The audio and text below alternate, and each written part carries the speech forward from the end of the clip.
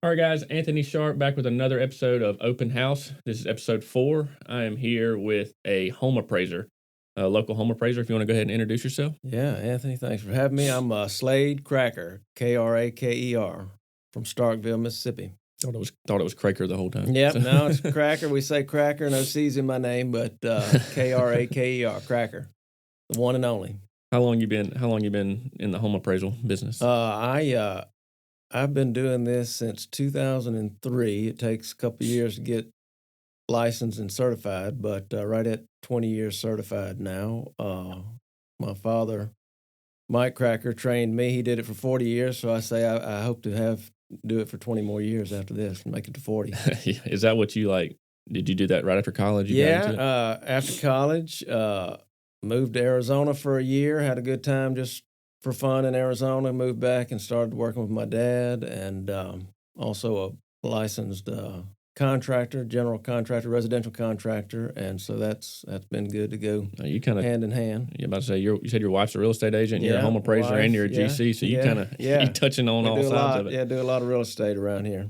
Like you said, your dad was kind of your influence on that. Is that something you kind of knew you wanted to do coming up? Or? Yeah, it is. You know, it's you almost have to get born into this business. It's very hard to become an appraiser. I've never trained anybody. He's never trained anybody else. It's not a degree. You can get it in school. So took 2 years. It's a minimum of 2 years training under somebody. And it's a great job. I'm blessed. So just kind of and a lot of people, probably know this, but just so we're kind of hitting it straight on, what exactly is an appraisal? Appraisal is different than a home inspection. I know a lot of people get those two kind of mixed up. Somebody asked me yesterday if I did inspections. I do not, but we go in and we see what the average eye can see, whereas the inspector, crawls in the attic and on the roof. But we look at the quality and the condition mostly. We measure the house, square footage. I told Anthony is one of the things that I want to talk about the most. Square footage. A lot of people don't know we measure houses from the outside. Nowadays got a cute little laser that measures distance down to the inch. We used to pull a metal tape around every corner, but the square footage is measured from the outside. Brick. If somebody's building a new house, I didn't tell you this. If most new house plans, they have the square footage, but most of them do not add brick, and so oftentimes your house could be 100 square feet bigger than the actual house plan, say because we add brick or siding. Siding doesn't add but a little bit. Brick adds. Oh, like the depth of the exterior material. Yes, that's right. The exterior gets measured, and then we walk through the inside. We take outside pictures. About 10 years ago, we started taking inside pictures. Before that, we did not. Banks started requiring inside pictures in all houses. We don't take pictures of closets.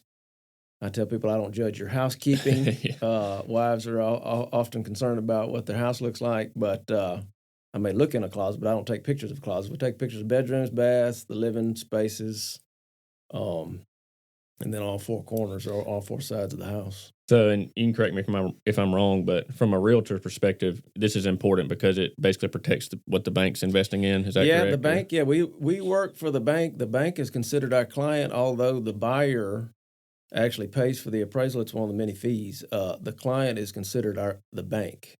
And so, yes, they hire us to go make sure that, the money that they're loaning, that investment's good. We're the boots on the ground, the eyes, and send that report to the bank. And then they have what's called underwriters that are, I was thinking today, they're a lot like inspectors. These underwriters look for problems in the appraisal and try and point out any errors in the appraisal. So, but that gets checked, and then I tell people that's a day or so process, and then most buyers get a copy of that appraisal within a couple of days of me completing it. And right. Something else, most banks give like a week turn time for the appraisal. So it's a process. I got to say, I often ask agents, hey, have they done the home inspection? And here's why: because the home inspection, that's another big leap that's got to get done.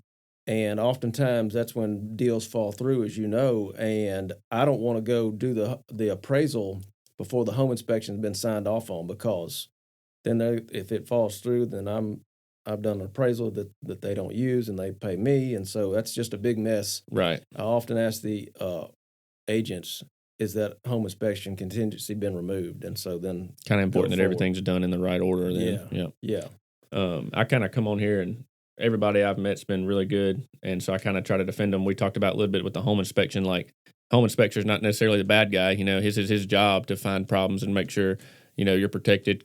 Talk about that a little bit. I mean, I wouldn't assume you're just out appraising stuff low on purpose. You No. you got somebody to protect as well. So Yeah, it's true. I think one of your bullet points was, do we go for that number? That is good. We get a copy of the contract. A lot of people don't know that. We get a copy of the contract on a sale. And so, no, I don't automatically go to that number, but it is a target. Okay, so we may start there, and then any searches. Realtors do the same thing when they're helping price a house. You search above and below this target price. You can go above and below the square footage when you're searching for comps. And realtors have the same database that we do. We don't have any secret database. So I often refer to, if a buyer calls me, I can tell you this: if a buyer calls me and says, "Hey, I want you to appraise my house. I'm getting ready to sell it," I often, this is my speech. I say, "Now that pays my bills, but you don't need an appraisal to sell a house for two reasons. Your agent will help you with comps and pricing for free, with the hopes of listing it, and the buyer is going to get an appraisal after the contract's signed anyway." So I tell that to people, and then probably 50% of the time they tell me, "Hey, do it anyway," and it just helps their feelings. But for a smaller fee, we recommend just measuring somebody's house for them, because that square footage is such a big deal. Uh, you can't be if you're off 100 square feet or 200 square feet. It just, that price per square foot, you're either leaving money on the table or you're pricing it too high if that number's off a little bit. So right, and that's what we'll get into square foot in just a little bit, but that's what we were kind of talking about beforehand. Like a lot of people, they got a number in mind off of a square footage that's incorrect. So it's very yeah, very important that you got to start with the right square footage. Like I said, appraisers for a fee will go measure, or if a lot of agents will ask me, "Hey, have you ever appraised this house, this address?" And within just a minute, I can look and see, and I'll send you any realtor the sketch that we had. We've got 40 years. I still have my father's files, 40 years, and mine 20 years, and I can shoot that over to you for free if we had appraised it before. So that's a question that I recommend agents ask their sellers. "Hey, do you have a recent appraisal?" And really just to look at that, find that sketch page. right. And that's another thing. For me, that's one of the biggest resources that I use is finding the last appraisal card, because the homeowners say their house is 2,400 square feet, and then tax card will say 2,253, and Yeah. then so it's definitely a big resource that I use. How do you mentioned comps? How do you go about choosing those? Uh, just simple math. If we've got a contract, and again, that target number, uh, and oftentimes it's going to be close to the list price. Okay, so so on some cash deals, if I don't get a copy of the contract, I will look and see what that house was for sale for. Okay, so you ask how to pull comps. Then, like I said, as we all know, you can search from here to here in MLS, square footage from here to here. Take your number that you were given, and say 10 to 15% either way. Square footage, maybe the acres if you want to. Uh, in Columbus has multiple zip codes, so I start with that. My subject, it's called the subject, whatever I'm appraising. Start with that zip code, okay, and then search there. If you don't see what you love there, then just search the whole county. Okay. And the one thing I can say about Columbus is that, me personally, if it's got a Columbus address, we all know we got Columbus, Steens, and Caledonia in Lowndes County. I'm not going to pick one. If I'm doing a house in Columbus, I'm not going to pick one from Caledonia and vice versa. Right. But county is all of Lowndes County. So, like I said, ideally, if you have to go as far as the county, you just have to notate in this appraisal, hey, these are the best comps from the Lowndes County market area. But like I said, start smaller with the zip code. Mm-hmm. And then you can even start even smaller with the neighborhood. If it's a neighborhood, an urban neighborhood with some comps, start in that neighborhood and then just work your way wider. Yeah, because I feel like it can vary a lot between, like you said, New Hope, Caledonia, Upper North Columbus, Yes. East Columbus, everything. I feel like it's kind of very wide range of stuff. Yes. Is there any subjectivity in you guys' appraisals, or is it all just like plug and play? There's some subjectivity is every house in an appraisal gets a quality condition 1 through 6 and a condition rating 1 through 6. That's the only subjectivity, but we all now have a standard guidebook for that. Condition 1 is a brand new house. And then it goes down from there. So just let your mind go down from there. C3, condition 3, quality 3 is the most common. That's going to be just the average home, Right. average condition, average quality. But the subjectivity, there's some subjectivity on, then we make interior adjustments for like the number of bedrooms and baths. I don't personally make a big difference between a 4-bedroom and a 3-bedroom. That gets taken care of in the square footage adjustment. So we adjust for square footage. Bathrooms, we actually do put a numeric number. Garages, that's subjective. But the good thing, about me and other appraisers is we know what the cost of the typical cost would be for a 2-car garage. So on some things, we make adjustments for our estimate of the actual cost between garages or bathrooms. But truly, I wanted to mention, me personally, I don't make a big deal between a 4-bedroom and a 3-bedroom house. Like I said, that gets adjusted inside the square footage adjustment because typically a 4-bedroom is going to be a little bit bigger than a 3-bedroom, and that's not always the case. Yeah. But say the 3-bedroom house had bigger bedrooms, 4-bedroom house had smaller bedrooms. It's going to be kind of come out in the wash a little bit. It comes out in the wash. I was thinking about it on the way over here. It's like if somebody wants to say, well, these 4 bedrooms are selling for more, I feel like I could show you the same amount of comps that a 3-bedroom doesn't sell any less than the 4-bedroom or the other way around. Right. So it gets adjusted in the square footage. And that's something I was thinking about subjectivity wise. I feel like that's something that's kind of almost buyer or seller specific because, if you need 4 bedrooms, you're going to value that over a 3-bedroom house. But and I have said for years that the 4-bedroom is likely more marketable. But on paper, I can't say that it's worth $10,000 more than the 3-bedroom. Right. It is more marketable because, like you said, specifics, if somebody has a few more children or if they have a home office or exercise room, that 4th bedroom. Yeah. But just from an actual materials perspective, an extra wall doesn't necessarily, make it. Like I said, the bathrooms are what cost, bedrooms, like I said, that's just a door and a wall, maybe a closet. And that's so another thing I was kind of thinking of, you mentioned there's like a scale of condition. So if you go in and something is kind of just, just from, my perspective, say the trim's all beat up and the paint, is real bad. So that affects condition? It does. It does. Certainly. Now, most buyers, we've said for years too, buyers would prefer a house that's doesn't even have to be updated, but needs to be in good condition, clean, where the seller can take their furniture out and the new buyer can move their furniture in. That house is going to sell. Oftentimes, if I'm in a house and I can look around and I can see that this house is in really good condition, I'll ask that seller, like, how long did your house was it on the market? And oftentimes it's not long because buyers love that feature. Like I said, have to do very little to the house. Just move some furniture in and out. Right. A point that I want to make, back to the condition. A 200-year-old house that's been updated could be worth just as much as a new house. And there's comps that support that too. Yeah. That's where I say, I have a statement in nearly every appraisal that says quality and condition have more influence, market influence than age. Because like I said, a 100-year-old house, a 50-year-old house can be updated with nearly new everything, and be worth just as much as a brand new house. So that's where I'd caution agents like I put very little emphasis on age. Okay. Very little emphasis on age. That's actually good to know. I didn't know that was the case. Now, again, obviously, if I'm doing a new house in a neighborhood, then I'm gonna try to find comps or sales that are new. But if I don't, then I'll use one that's been updated. Right. Because they all get this quality and condition rating. And if that's what underwriters want to see, those match. Yeah. More so than the age.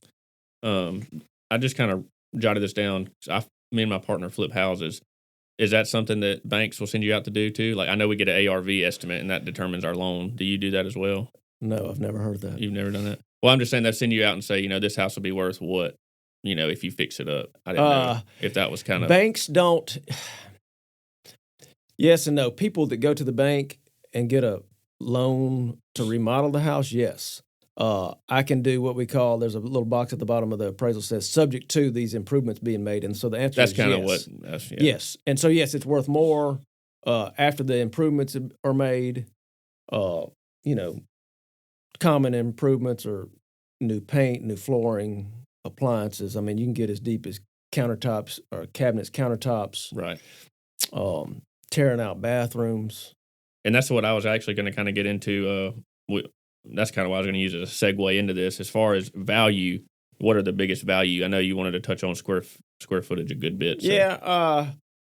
You hear kitchens and baths, but I was also thinking it's like that new $2,000 stainless steel oven's not going to cook any better than the original, if you put it to $350. So I tell people it's like you don't do those sort of things unless you're completely flipping everything in a house. If you're the homeowner, it's hard to say if I spend $10,000 in my kitchen or in my bath, if I'll get that back. You do it for yourself. Right. Now, if you're doing a whole house remodel to sell, sure, you want to do everything new and updated. But for homeowners, if they ask me, it's kitchen and baths. But those are also the most expensive places. You can spend money really quick in those areas. But you do that for yourself long term, you expect to get that money back. And typically I say dollar for dollar because I can't say if you spend $10,000 you're going to expect to get $15,000 back. It's like you really just hope to get 10 back. Right. Yeah, and that's what I was going to say. Kitchen and bathrooms are always kind of the big money makers. What about like shops and pools and that kind of thing? A lot of people think those are. I tell people I have a pool at my house. It's like you do it for yourself. You can't expect to get money back for a pool. Shops. I like to tell this story. I can go to the man of the house. I don't even have to measure their shop. I say, how big is your shop? Because every man knows how big his shop is. It never fails. And down to the square foot. Yeah, but then, once they get the appraisal, I'm sure they're like, oh my gosh, I can't believe that, it was only worth $5,000 and I spent $50,000 because that's not specific numbers, but truly, I mean, pools too. I mean, $50,000, you can't hardly get a pool for much less than $50,000. And it's like, you do that as an owner, you do that for your enjoyment and your family with zero expectations of getting it back. You might, but on paper, very little. Yeah, it's value. Worth something, but just not. It's not one-to-one. And to that point, there, some buyers, and if they have like little kids, they may look at a house that's got a pool and say, no, I'm not even going to look at a house that's got a pool. Right. For that reason. Safety or for any other reason. It doesn't have to be about little children, but they may not want the upkeep of a pool. So it can be a detriment, but it's like, so again, if you got a pool, you got to find a buyer that wants a pool. Right. But as far as value, very little. And that kind of goes back to what we were talking about with the marketing of the 4-bedroom versus 3-bedroom. It's kind of up to as far as what's worth it to you. If you're a woodworker and you got a big hobby, that 600 square foot shop may be worth a lot to you, but on paper you can't necessarily support it. Yeah, and oftentimes the house may sell for more per square foot because of that pool or shop. But that's just, then it gets in a little subjectivity with us, and we got to I'm not going to say stretch it, but it's like, we got to find out the reason why this house sold for $5 more per square foot than the comps. But again, our market is so small and, generally speaking, it's just so small that there's not two exact houses. There's not hardly ever going to be 3 exact comps when you're doing an appraisal. So that's where the I feel like unless you subjectivity get comes into in. a neighborhood where the same contractor is building the Yeah. same kind of spec house, you're Yeah. not really Yeah. gonna right. We kind of touched on this a little bit, but just for people listening to make it a really easy listen. So, what is the best return on investment and the worst return on investment in your opinion that you see that people try to kind of do is when they go to upgrade their house to get ready to sell? Yeah, they say paint's cheap. That's probably the best. Fresh paint, cheap, and just fresh look. Worst, it's not even the worst. But maintenance is like a roof or heat and air equipment or water heater. I have people are so proud to say I got a brand new roof, and it just cost me $15,000. But that's a maintenance issue, and you do not necessarily get that back. Yeah, people expect their roof to be working on it. Right, that's right. But they just spent this huge amount of money on this new roof. That is a maintenance issue. Like I said, you don't get money back.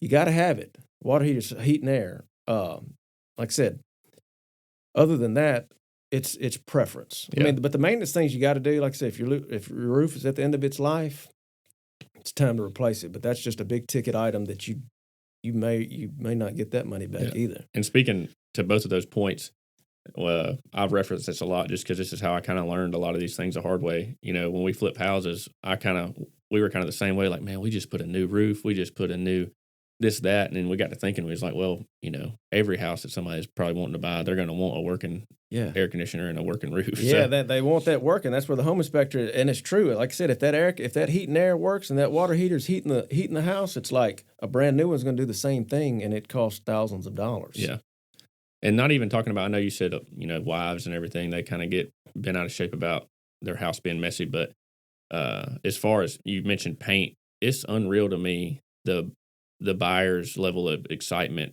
if I walk in to show a house and it's got clean paint. Yeah. Sheetrock's in good shape, the trim's clean, as opposed to it could be almost the same house, but if you walk in and all that stuff is kind of dirty and dingy looking, like they're automatically turned off by that. And it's just, from my eyes, I'm like, this is not a big deal, but for them, that's like, they're really looking into that. Yeah, and that house is going to sell quicker. Not necessarily for more money, but it's going to sell quicker. Right. It's just a good marketing thing to do. So what happens whenever appraisal comes in low? Is there any disputing that or? Yeah, it's rare, but it happens. I mean, I'm guilty of it. But if it does, the buyer, I generally would say the buyer has the authority to ask for another appraisal. They have to go through their bank. There's some process, but if the buyer gets a copy of their appraisal and it's low, and then everybody begins to lose their mind temporarily. Like what to do. And if they think it's low, they can ask for another appraisal, or they can say, no, I'm not paying a dime more than this appraisal right here. Right. And then oftentimes that seller, maybe they meet in the middle, maybe they come all the way down. It's rare it's truly rare, I think, that people pay more than the appraisal, because they just paid me or anybody else for that appraisal. We did the best we could. If it comes in, I'll tell you this, if it comes in low, if I'm almost done and it's looking like it's not going to get there, then I start cross-referencing some things, which are the biggest is the square footage. I'll look at that listing. Will have looked at that listing. When I draw the sketch, I check the listing to see how close my sketch is to what they advertised. Well, so then keep going through the process of the appraisal after comps are pulled, and you make these adjustments. And if it's less, then oftentimes it may be because that house was smaller than advertised, and that is a huge red flag, and that is a hill for a buyer to stand on. Like, no, everybody knows price per square foot by this point. So if it's less than advertised, that looks poorly for that seller. Right. Okay, now whether they do anything about it or not, that's why it's just so important to get that right. You cannot trust online. You can never ever trust online TSC maps if it's a 2-story house.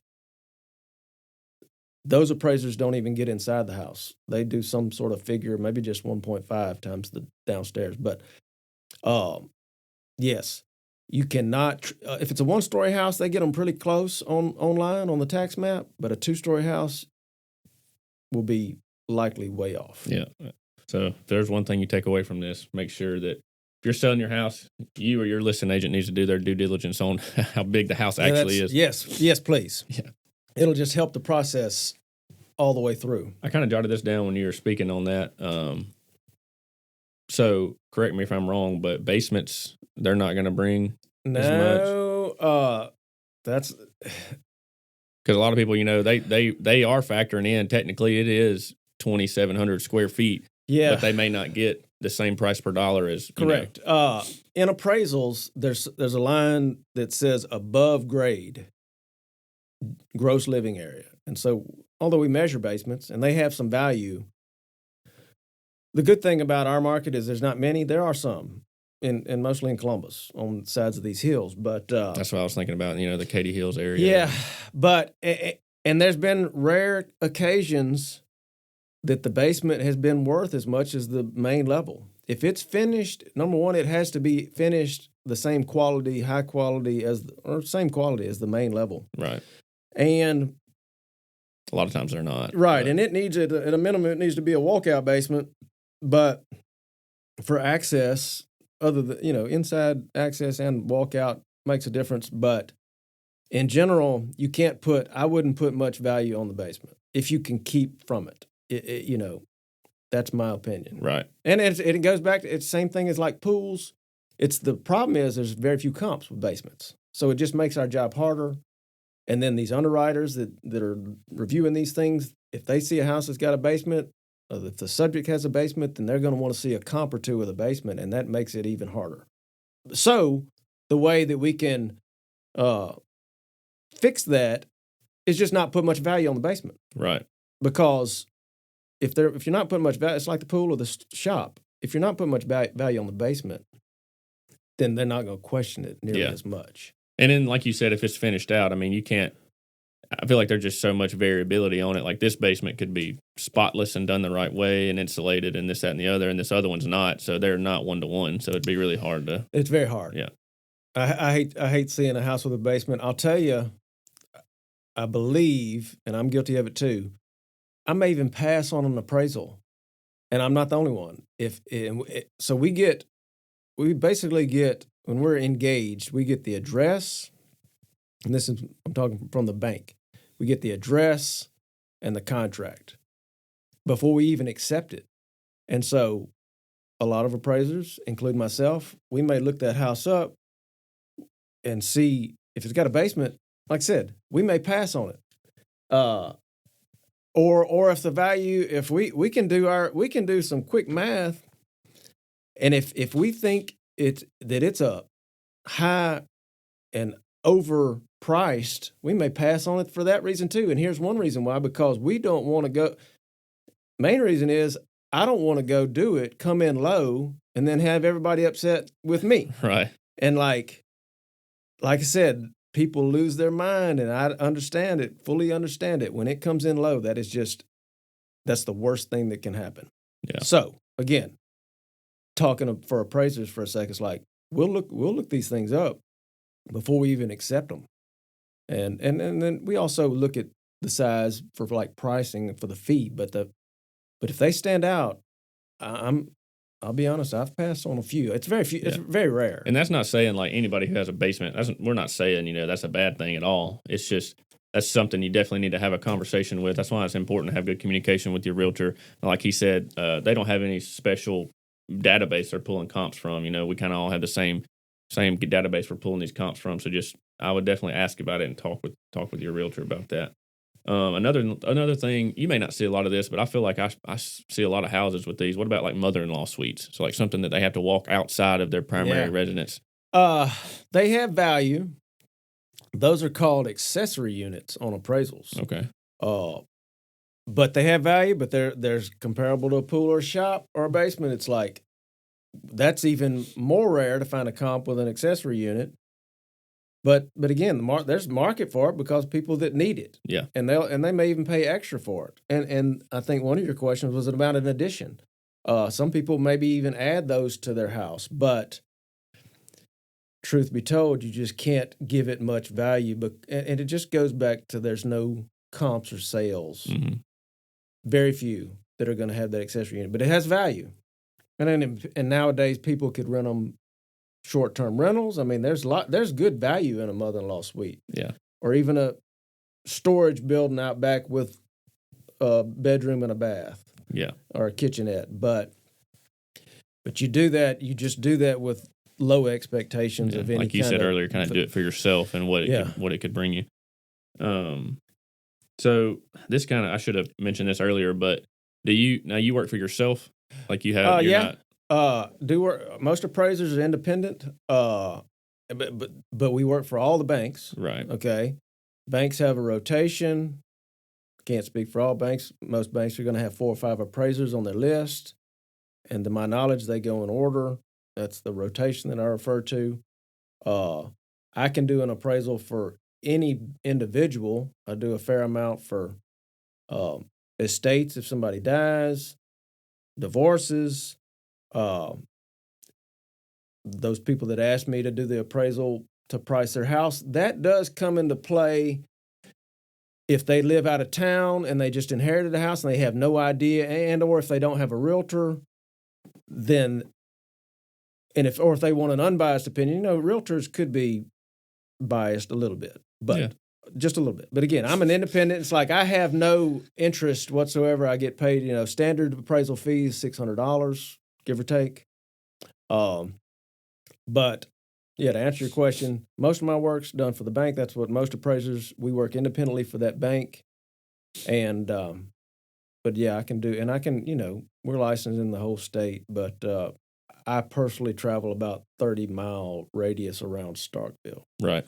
And this is kind of me just talking off the top of my head, but I guess from the realtor side, if I do my job correctly, then what we ended up settling on should be pretty close to what you came up with, I guess. Yes. It starts with the realtors because y'all pull the comps on the front end and do your job, which you're trained to do. It's like it's just not certified, but I mean same comps, and you do the math, price per square foot, and then you multiply that times the subject's house, and that's how y'all come up with the value. So yes, it's just so.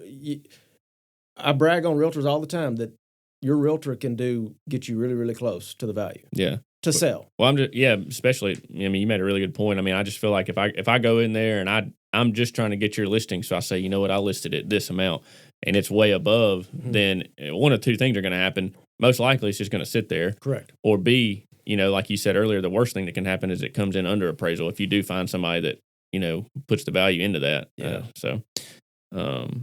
Kind of wrapping it up, a couple things I wanted to ask you about. Biggest myths about appraisals? Yeah. Maybe something you've already said, but. Yeah, that database, it's not scientific. I mean, we have a job to do, and it's basically it's to protect our client. Okay? You could be my client. An individual can be my client. The bank can be my client. That is our job, and I take a lot of responsibility for that, and I try to get it right. And I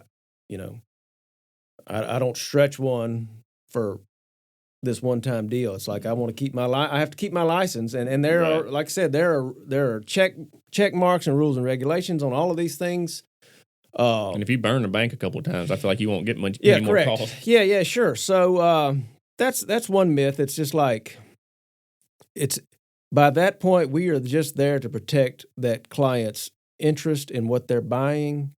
And like I said, that client can be anybody, even cash buyers.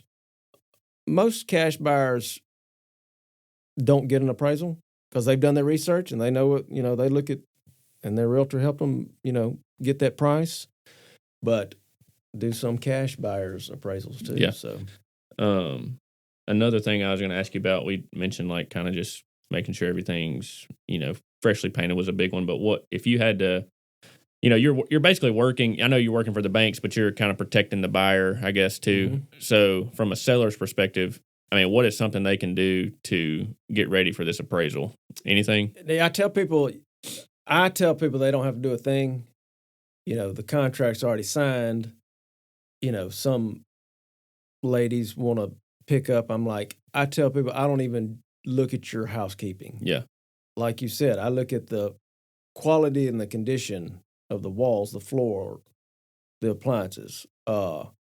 And I tell people you don't have to do a thing. You can do as much as you want, turn all the lights on. I mean, oftentimes it's like they're showing me the house. So they'll have all the lights on. I'm like, I can turn lights on and off. I got a flash on my phone. I'll do it.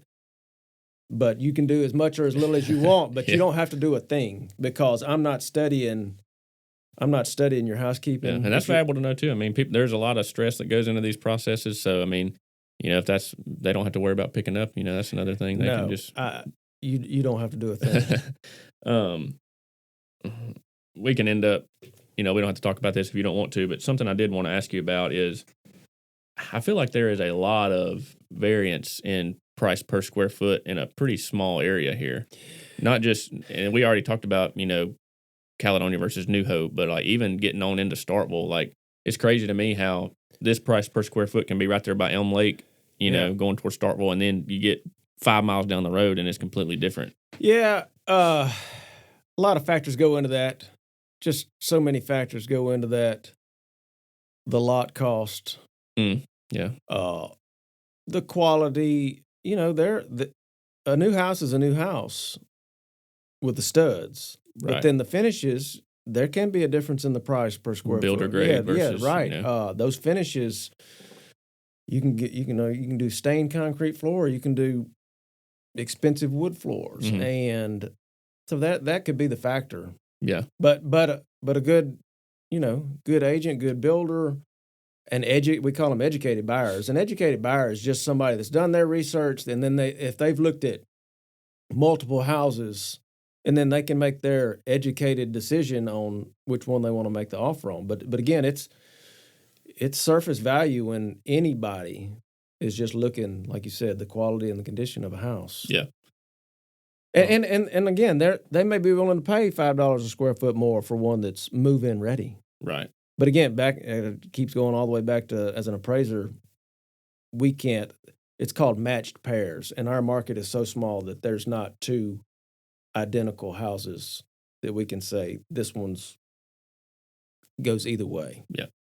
And that's kind of wrapping it up. That's kind of what I wanted to. These first couple episodes, we're kind of hitting on the home buying and selling process. I just wanted to hit how everybody, it makes it easier if everybody's working as a team. Yeah. Your realtor in conjunction with the home inspector, in conjunction with the lender, and then all the way to the appraiser. Just kind of in his specific scenario, just wanted to point out, he's not just plugging in numbers. He's actually going out to these houses. He's looking at them for himself, doing his homework, doing what he's got to do. And then, like I said, he's got somebody to protect, just like everybody else. He's protecting the banks, which is, who he works for, and in return protects the buyer. So I guess you can just remind everybody your name and where to find you, and we'll sign off. Yeah, you can find me anywhere. I'm not hard to find. Kraker, Kraker.